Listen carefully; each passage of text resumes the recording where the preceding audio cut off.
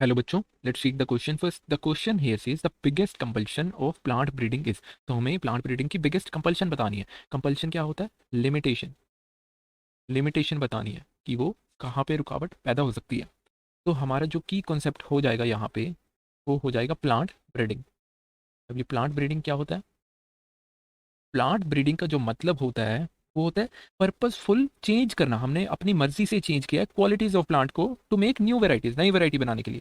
तो यहाँ पे होगा purposeful alteration of qualities in plant. और इससे क्यों कर रहे हैं हम? नई वैरायटी बनाने के लिए, बेटर वैराइटीज बनाने के लिए। और ये क्रॉस करवा के भी कर सकते हैं हम, या फिर जेनेटिक इंजीनियरिंग से भी कर सकते हैं। तो हम पर्पसफुली अल्टर कर रहे हैं उसकी जेनेटिक कॉन्स्टिट्यूशन को, ताकि हम एक बेटर वैरायटी पा पाए। Genetic engineering. अब हमसे लिमिटेशंस पूछी गई है कि क्या ज़रूरतें हैं। लिमिटेशंस, तो सबसे पहले तो जिसमें क्रॉस करा रहे हैं वो सेक्सुअली कंपैटिबल होने चाहिए, कि वो दोनों क्रॉस कर पाए। सेक्सुअली कंपैटिबल के बाद क्या होना चाहिए? उनमें जो हमें डिजायर्ड जीन चाहिए वो होना चाहिए उसके वाइल्ड रिलेटिव में। Availability of desired gene. अब डिजायर्ड जीन कैसे?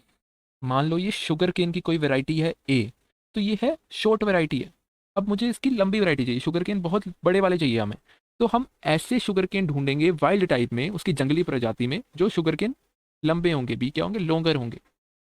वो डिजायर्ड जीन उसमें प्रेजेंट होना चाहिए वाइल्ड रिलेटिव में। वाइल्ड रिलेटिव हम क्यों लेते हैं? क्योंकि वाइल्ड रिलेटिव हाईली रेजिस्टेंट होते हैं, क्योंकि वो जंगली एरिया में नए हैबिटेट में होते हैं। तो वाइल्ड क्या होते हैं? रेजिस्टेंट होते हैं। तो हमें वाइल्ड रिलेटिव में जो डिजायर्ड जीन है वो चाहिए। Desired gene in the wild relative. अब वो डिजायर्ड जीन है, कई बार क्या होता है जंगली प्रजातियां डिजीज होती है उनमें, तो हमें वो क्या चाहिए? डिजीज फ्री चाहिए। ये बहुत बड़ी लिमिटेशन है कि डिजीज फ्री होना। और कई बार क्या होता है जो करेक्टर हमें नहीं चाहिए वो भी आ जाते हैं, तो बहुत दिक्कत आती है।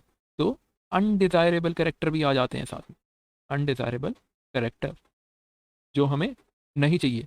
तो ये बहुत एक मुश्किल प्रोसेस होता है, बहुत बड़ी लिमिटेशन है ये हमारे पास, कि हमें डिजायरेबल ही करेक्टर चाहिए। अगर हमें शुगर केन का शुगर कंटेंट हाई चाहिए तो शुगर कंटेंट वाला ही जीन चाहिए, कोई और करेक्टर नहीं चाहिए, तभी हम अच्छी वैरायटी बना पाएंगे। तो यहाँ पे हम ऑप्शन पढ़ते हैं। सबसे पहला ऑप्शन हमें कह रहा है इंफ्रास्ट्रक्चर। तो हम इंडिया में रह रहे हैं और इंडिया अब इतना डेवलप हो चुका है, एग्रीकल्चर 70% पॉपुलेशन एग्रीकल्चर पे डिपेंड है और 33% जीडीपी कंट्रीब्यूट कर रहा है एग्रीकल्चर। तो इंफ्रास्ट्रक्चर हमने डेवलप कर लिया है। अच्छा, तो ये इतनी बड़ी लिमिटेशन नहीं है। और जब हमने इंफ्रास्ट्रक्चर ही डेवलप कर दिया तो मैन पावर भी है हमारे पास। Trained man power, trained breeders बहुत हो चुकी हैं, नई पब्लिक कंपनीज आ रही है, तो इसमें कोई दिक्कत नहीं आ रही हमें। फिर उसके बाद है transfer of genes from unrelated source. तो ये तो बिल्कुल ही गलत है, हमें रिलेटेड सोर्स से लाना है, कि गन्ने के रिलेटेड स्पीसीज से ही लाना है। तो ये गलत हो जाएगा, क्योंकि हमें क्या चाहिए? रिलेटेड सोर्स ही चाहिए, अनरिलेटेड नहीं चाहिए। फिर डी ऑप्शन है availability of desirable gene in the crop and it's wild relative. तो ये बिल्कुल सही ऑप्शन जा रहा है, जो अभी हमने चेक करा कि हमें डिजायरेबल जीन चाहिए और उसके वाइल्ड रिलेटिव्स में चाहिए। So correct answer will go to D, availability of desirable gene in the crop and its wild relatives. I hope you understand it well. Thank you very much.